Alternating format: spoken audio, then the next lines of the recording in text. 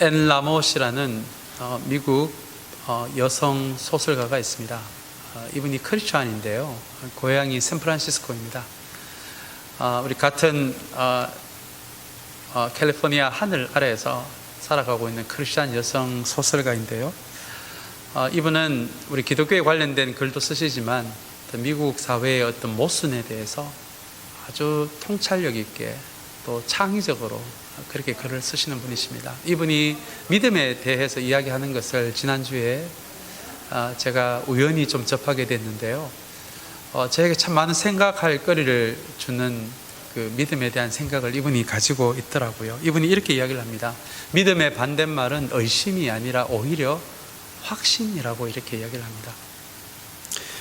아마 이분의 인생의 경험도 그렇고 저의 인생의 경험도 아마 비슷할 것 같은데요. 이분이 이렇게 이야기를 합니다. 많은 경우에 우리가 어떤 확신을 가지고 어떤 답을 가지고 살아갈 때가 많은지, 아니면 혼란스럽고 혼돈스럽고 의심을 하면서 불안해하면서 살아가는 때가 많은지를 한번 생각해 보라고 이야기를 합니다.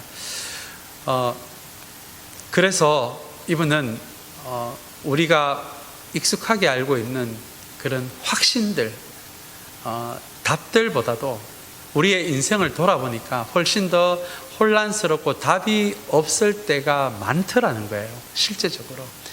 그래서 이분은 믿음을 답을 가지고 있고 어떤 확신 안에 거하는 것이라고 정의를 내리지 않고, 하나님이 우리가 혼돈스러워하고 있는 부분에 대해서 충분히 진리의 밝은 빛을 비춰주실 때까지 오히려 혼돈과 혼란과 공허와 불편과 불안을 잘 참아내는 것, 그것을 이분은 믿음이다라고 그렇게 정의를 내립니다. 사랑하는 여러분, 지금 우리 공동체는 오늘까지 해서 15주째 온라인 예배를 드리고 있습니다. 이렇게 온라인 예배를 시작할 때 한 3달 정도 지나면 이제 모든 것이 좀 분명해지고 답이 있을 것이다 라고 생각을 했는데 15주째가 되는 오늘도 여전히 이 코로나 바이러스에 대해서는 답이 없습니다. 빨리 좀 분명한 어떤 믿음을 가지고 싶고 분명한 어떤 확신을 가지고 싶은데 여전히 지금 우리는 답이 없는, 앞을 모르는 하루하루를 보내고 있습니다. 그래서 어쩌면 앤 라모시라는 분이 이야기한 이 믿음의 정의가 우리에게 어쩌면은 이 바이러스의 상황에서 믿음의 또 다른 면을 우리에게 말해주고 있는 것이죠. 믿음은 분명한 확신 안에 거하고 내가 어떤 분명한 답을 가지고 살아가는 것이 아니라, 비록 답이 없는 상황에서도 주님께서 이 모든 문제에 대해서 진리의 밝은 빛을 비춰주실 때까지 이 모든 혼돈과 혼란과 불편함을 주님 안에서 잘 견디는 것이, 그것이 믿음이다라고 이분은 이야기를 합니다. 다시 이야기하면 답이 없어도 지금 당장 우리 손에 붙잡을 수 있는 분명한 확신을 주는 답이 없어도 우리가 주님을 향해서 그 자리에 주저앉지 않고 한 걸음 한 걸음 작은 걸음이라도 내딛는 것을 성경은 믿음이라고 한다는 것입니다. 이제 우리는 다음 주부터 이제 주일 예배로 다시 복귀를 하게 됩니다. 여러분, 조금 전에 말씀드린 것처럼 어떤 답이 생겨서 시작하는 걸음이 아닙니다. 그러나 여러분, 아직도 여러 가지 답을 할 수 없는 상황이지만, 여전히 불안한 하루하루를 보내고 있지만, 다시 한번 오늘 이 앤 라모시 말하는 것처럼 우리가 답이 있어서 걸어가는 신앙의 여정이 아니라 답이 없음에도 불구하고 우리가 믿음으로 우리 주일 예배를 시작할 수 있게 되는 저와 여러분들이 되시기를 바랍니다. 오늘 그런 마음으로 고린도전서 마지막 장인 16장을 통해 함께 은혜를 나누기를 원합니다. 고린도전서 16장은 오늘 설교의 제목처럼 고린도 교회 공동체에게 남기는 바울의 마지막 당부입니다. 그래서 고린도전서의 마지막 장인 16장은 우리 앞에 15장의 내용과는 조금은 분위기가 다릅니다. 그동안 하루 한 모금 말씀을 통해서 1세기에 세워진 이 교회들 가운데서 이 고린도 교회가 가장 문제가 많은 교회였다라는 것을 우리 함께 나누었습니다. 그 교회 안에 바울파, 아볼로파, 베드로파 같은 분파가 있었습니다. 음행과 타락의 문제, 성적 타락의 문제가 있었고요. 우상에게 바쳐진 음식에 대해서 먹어야 할 것인지 먹지 않아야 할 것인지에 대해서 교회 안에 갈등이 생기기를 시작했습니다. 형제 간의 소송 문제도 있었고요. 예배 시간에 입는 복장 문제에 대해서도 교회 안에서 갈등이 있었습니다. 그리고 성만찬 시에, 이거는 좀 아픈 부분인데요, 그때 당시에 좀 가난한 사람들은 일을 오래 하면서 이 성만찬에 제 시간에 참여를 할 수 없었는데, 미리 온 사람들이 그 가난한 사람들을 기다리지 못하고 성만찬을 미리 시작하고, 그리고 준비한 포도주를 다 마시는 바람에 가난한 사람이 오기도 전에 취해서 잠이 드는 그런 일까지도, 그렇게 하나 되지 못하는 모습까지도 이 교회 안에 있었습니다. 그리고 부활에 대한 논쟁도 있었고요. 그리고 성령께서 주시는 은사를 서로 비교함으로 하나됨으로 나아가는 것이 아니고 이 은사를 가지고 높낮이를 만드는 그런 모습도 이 교회 공동체 안에 있었습니다. 그래서 그 시대의 고린도 교회라고 하면 혼돈이 떠오르고 공허가 떠오르고 무질서가 떠오르고 어두움이라는 단어가 떠오를 수밖에 없는 교회가 바로 여러분 고린도 교회였습니다. 그래서 바울이 고린도 교회의 문제들을 이 고린도전서를 통해서 조목조목 한 가지 한 가지를 이야기를 하면서 가다 보니까 이 고린도전서 전체 분위기가 꾸중, 비판, 실망, 분노, 좌절이 느껴지는 그런 분위기였습니다. 그러다 보니 고린도전서 전체가 아주 무거운 분위기로 그렇게 이어질 수밖에 없었는데요. 12장에서 비록 성령에 대해서 이야기를 하고 13장에서 사랑에 대해서 이야기를 해도 또 이 14장과 15장에서 또 잘못된 은사 사용에 대해서, 그리고 부활에 대해서, 잘못 알고 있는 부활에 대해서 가르치다 보니까 다시 전반적으로 이 고린도전서의 분위기가 어두워져 갔던 것이 바로 15장까지의 전체 고린도전서의 분위기였습니다. 바울은 그래서 이 마지막 장인 16장에서 분위기를 바꾸어서 마치 먼 여행을 떠나는 자녀의 손을 붙잡고 차 조심해라, 음식 조심해라, 길 조심해라, 이제 그런 마음으로, 그 아이의 손을 붙잡아주는 엄마의 마음으로 지금까지와는 다른 분위기로 당부의 말씀을 몇 가지를 고린도 교회를 위해 남기게 됩니다. 이제 그것이 바로 고린도전서 16장입니다. 저는 고린도전서 앞부분도 좋았지만 이 16장도 너무 좋았습니다. 이 편지의 이 15장까지의 분위기가 마치 좀 아버지의 엄한 느낌이라면 이 16장은 어머니의 느낌을 주는 따뜻함이 느껴졌기 때문입니다. 오늘 어머니 같은 마음으로 고린도 교회의 마지막으로 남기는 당부를 대하면서, 사랑하는 여러분, 이제 다음 주일이면 우리 주일 예배를 로 복귀하는 이 한 주일을 앞두고 있는 우리 공동체를 향해서 이 바울이 남긴 이 당부의 말씀으로 저도 목회자의 마음으로 몇 가지 당부의 말씀을 드리고자 합니다.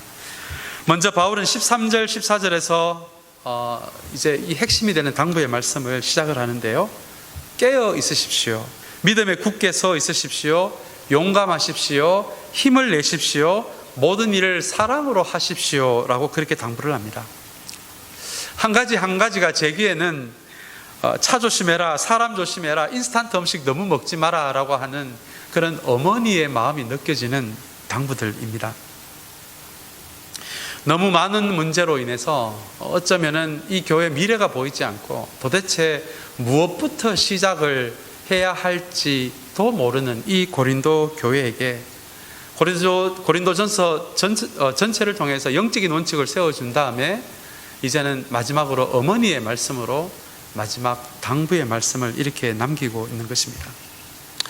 그래서 어쩌면은 지금까지 설명했던 것들이 뭐 어려울 수도 있고, 혹은 그냥 마음에 한번 왔다가 그냥 지나가는 내용일 수도 있지만, 이 마지막 당부의 말씀을 통해서 딴 것은 몰라도 지금부터 이야기하는 이 당부의 이야기는 꼭 기억하라라는 마음으로 바울이 지금 고린도 교회를 향해서 당부의 말씀을 전해주고 있는 것입니다. 먼저 깨어 있으라라고 이야기를 합니다. 지금 이 고린도 교회가 처해 있는 상황은 이 해양 도시다 보니까 수많은 나라에서 이 샤머니즘 같은 많은 우상들이 들어와 있고요. 그리고 이 우상들의 대부분은 이 우상에게 예배를 드리는 가운데 성적 행위를 할 정도로 굉장히 타락한 이 성문화를 가지고 있는 이방 종교들이었습니다. 지금 고린도 교회 문제는 이 부분들에 있어서 이 고린도 교회의 교인들이 깨어있지를 못하다 보니까 바깥에 있는 그 악에 물든 문화들이 이 교회로 점점 들어오고 있는 그런 상황이어서 바울은 이렇게 마지막 당부의 말씀을 통해서 깨어 있으라라고 이야기를 합니다. 다시 이야기하면은 아무리 교회 안이 지금 어렵다고 하더라도 이 교회의 거룩함에 대해서는 포기하지 말고 손을 놓지 말고 지금부터라도 이 고린도 교회 교인들이 바깥에 점점 악으로 물들고 있는 이런 타락한 문화에 대해서 교회의 거룩함을 지킬 수 있어야 한다라고 이렇게 마지막 당부를 남기고 있는 것이죠. 그리고 이어서 믿음에 굳게 서 있어라라고 이야기를 합니다. 아마 앞에 드린 말씀과 비슷한 맥락의 말씀일 것 같습니다. 지금 답이 없어 보이는 이 고린도 교회이지만 그럼에도 불구하고 주저앉지 말고 멈추지 말고 답이 없는 상황이다라고 할지라도 하느님을 향해서 작은 걸음이라도 한 걸음을 떼는 믿음의 사람들이 되라라는 당부입니다. 그리고 용감하십시오, 힘을 내십시오 라는 당부의 말씀이 나오는데요, 원어에 의하면 이것이 좀 성숙한 용기 이렇게 표현이 되어 있습니다. 답이 없어 보이는 상황이라고 할지라도 어떤 상황에서는 이 성숙함에서 나오는 용기를 가지고 과감하게 모험을 할 수도 있고 정말 믿음의 결정을 통해서 과감한 어떤 한 걸음을 시작할 수 있는 그런 고린도 교회가 되라는 당부의 이야기입니다. 아마 베드로가 물리를 그런 이야기 여러분 다 잘 기억하실 것 같습니다. 우리는 되게 베드로를 미성숙한 사람으로 알고 있지만 그러나 제가 보기에는 이 믿음의 용기가 있었던 사람이었거든요. 주님이 물리로 걸어라라고 사람들을 초청할 때 유일하게 용기를 가지고 그 배 밖으로, 안전한 배 안에서 배 밖으로 그 강 위로 자기의 발을 내디딘 사람은 바로 이 베드로밖에 없었거든요. 비록 베드로가 다시 물에 빠지는 미숙함을 보였지만 베드로에게는 배 밖으로 자기의 다리를 한 걸음 내디딜 수 있는 그 믿음의 용기가 있었기 때문에 아마 이 인류에서 최초로 그리고 유일하게 물 위를 걸은 사람이 되었을 것입니다. 사랑하는 여러분, 우리 교회는 이제 어쩌면 아직도 답이 없는 상황에서 주일 예배를 시작합니다. 우리 상황이 되시는 분들은 교회에 나와서 예배를 드리실 거고요. 또 상황이 여의치 않으신 분들은 우리 온라인으로 계속 그렇게 예배에 참석하실 분들도 계십니다.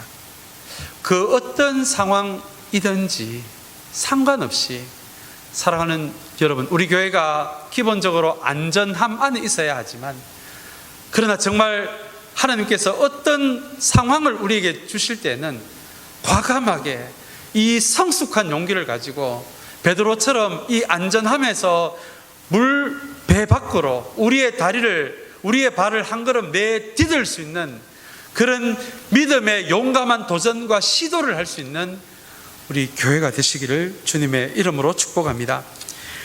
여러분, 여기서 말하는 용기는 성숙한 용기입니다. 성숙함은 지혜를 의미하고요, 공동체 전체를 볼 수 있는 통찰력을 의미합니다. 그리고 어떤 상황을 그리면서 참고 인내하는 것이 성숙함의 의미일 것입니다.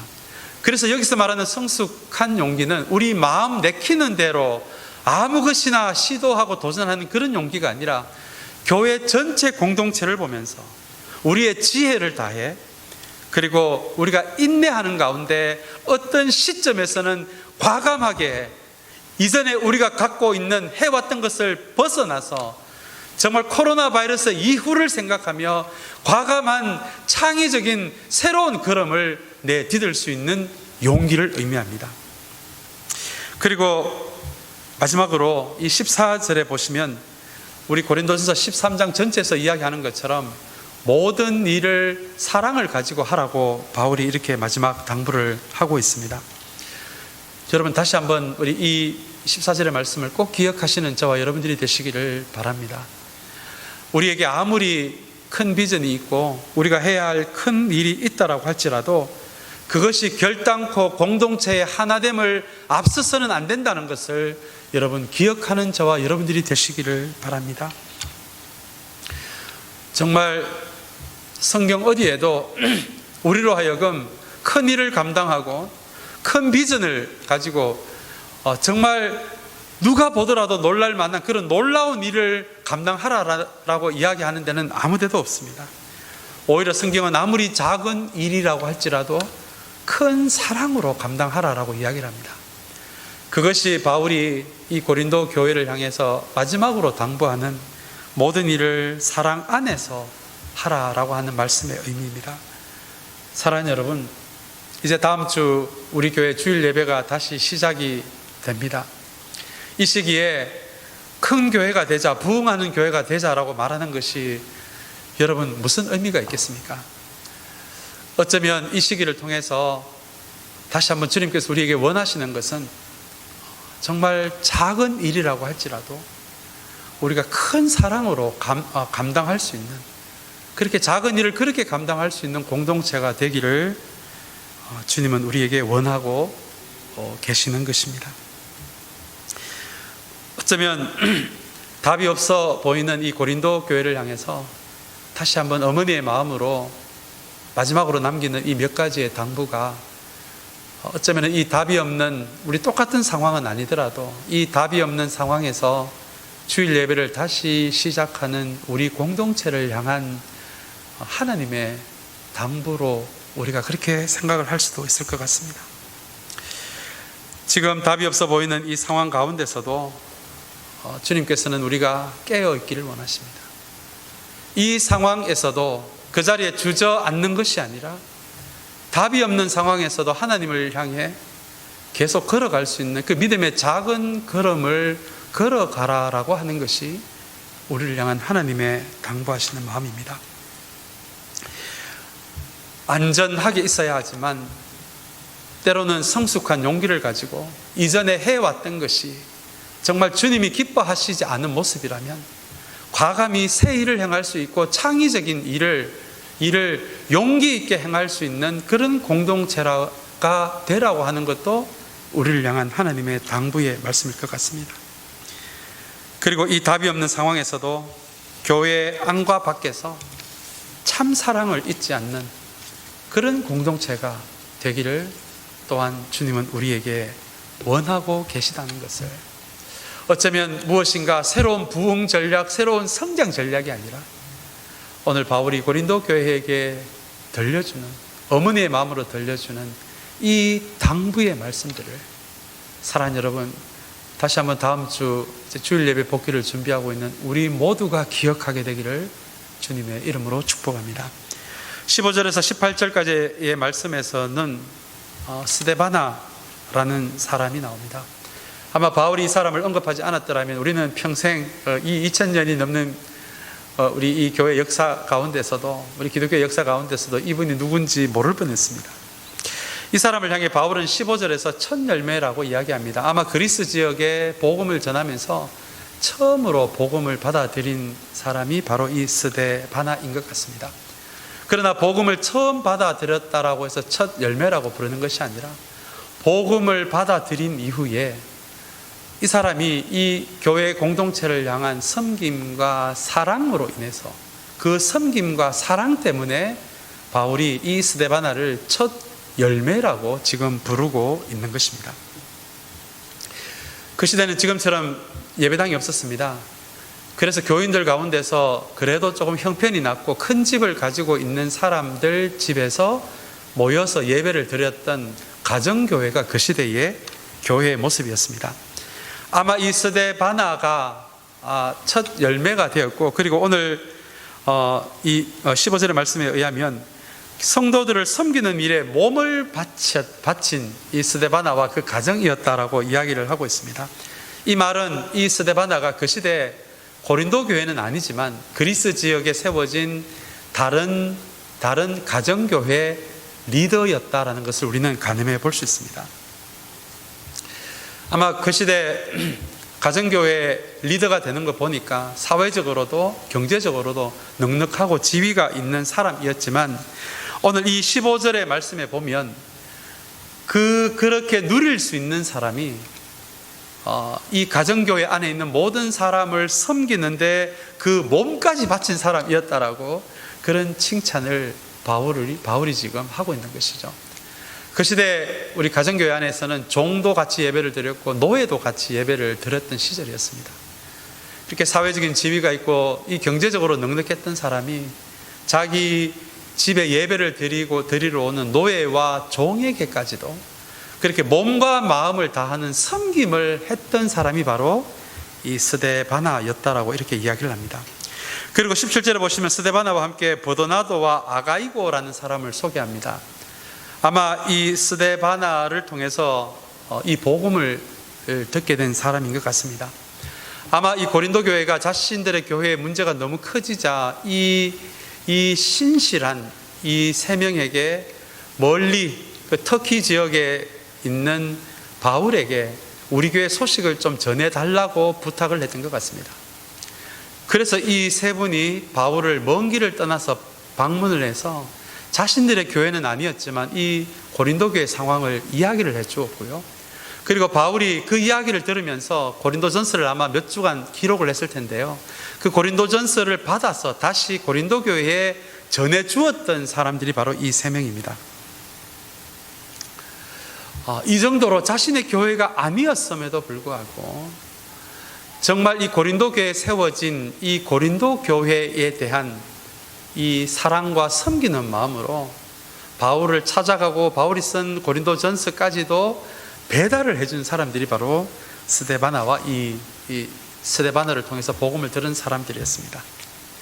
자, 이쯤 되니까 바울이 이 사람들을 특별히 스데바나를 첫 열매라고 그렇게 이야기를 합니다. 사랑하는 여러분, 저는 어제 이 첫 열매라는 단어를 묵상하면서 얼마나 좋았는지 모릅니다. 바로 여러분들이 떠올랐기 때문입니다. 어쩌면 이제 세워진 지 얼마 되지 않는 우리 교회, 이 교회를 처음 섬기는 여러분들이 아마 이 교회의 첫 열매가 아닌가 생각해 봅니다.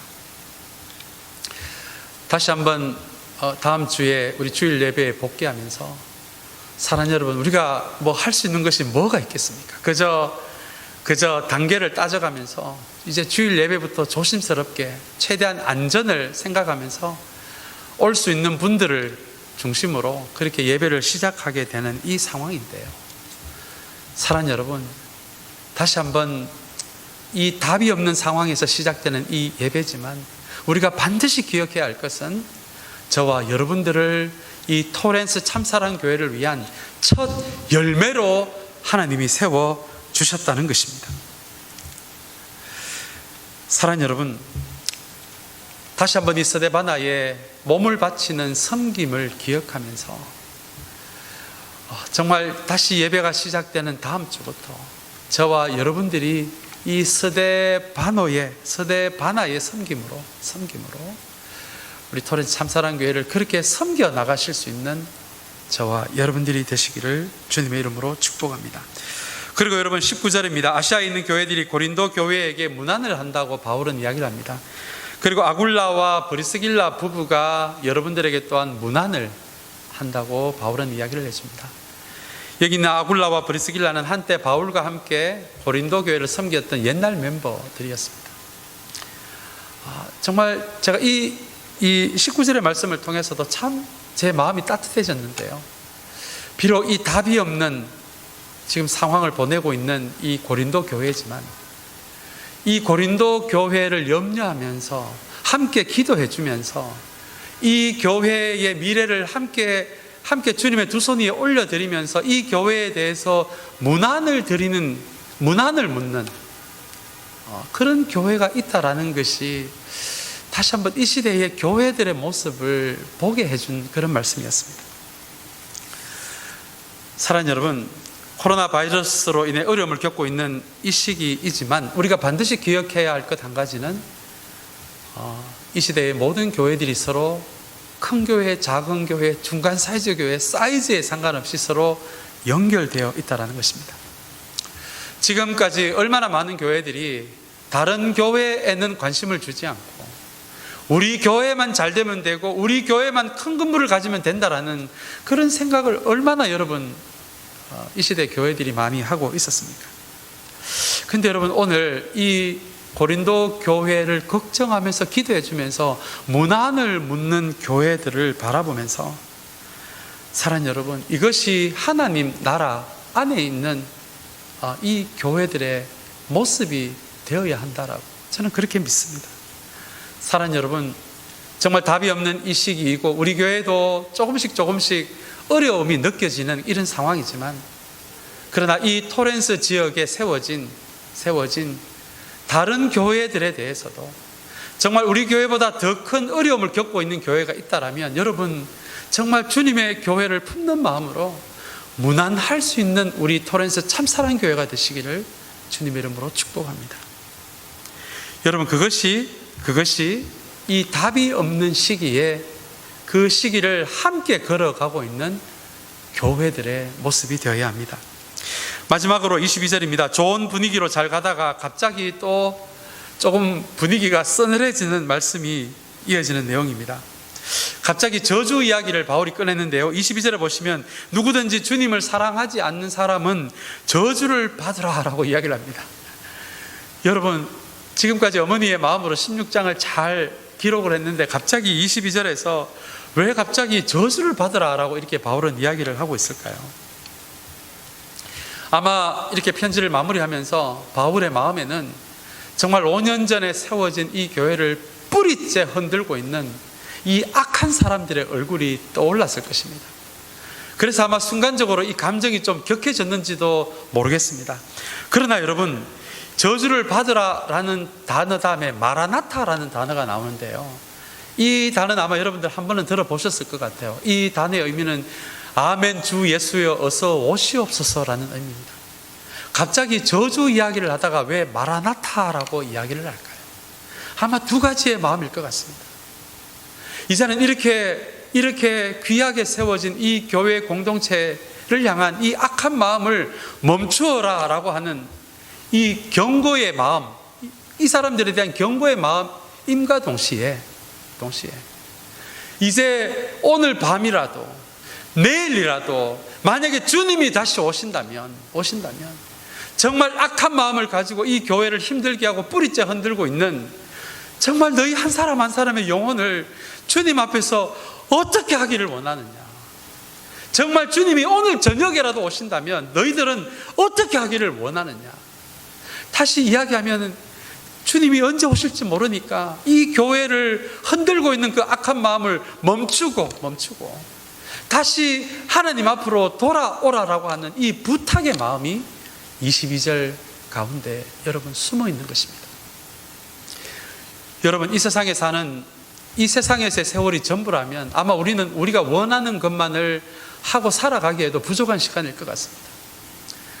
우리가 정말 이 땅에 보내는 시간이 전부라면, 그리고 영원이라는 시간이 없다라면 그냥 우리가 원하는 대로, 우리의 욕망대로, 우리의 자기 중심성대로, 우리의 자존심대로 살아가면 될 텐데요. 그러나 여러분, 성경은 주님이 다시 오시게 될 때, 그리고 주님이 다시 오셔서 하나님 나라가 완성이 되고 나서는 그 다음에는 영원의 시간이 이어진다라고 그렇게 우리에게 이야기를 합니다. 여러분, 주님이 오시고 나서 영원의 시간이 이어지기 때문에 영원 속에서 주님과 영원토록 함께 살아가기 위해서 그 영원에 어울리는 성품을 만들어가는 시간이 어쩌면 지금 우리가 보내고 있는 이 세상 위에서의 시간일 것입니다. 그래서 여러분, 우리가 영원을 생각한다면 우리의 자존심대로 살 수가 없고요, 우리 자기 중심성대로 살 수가 없고요, 우리의 욕망대로 살아갈 수가 없습니다.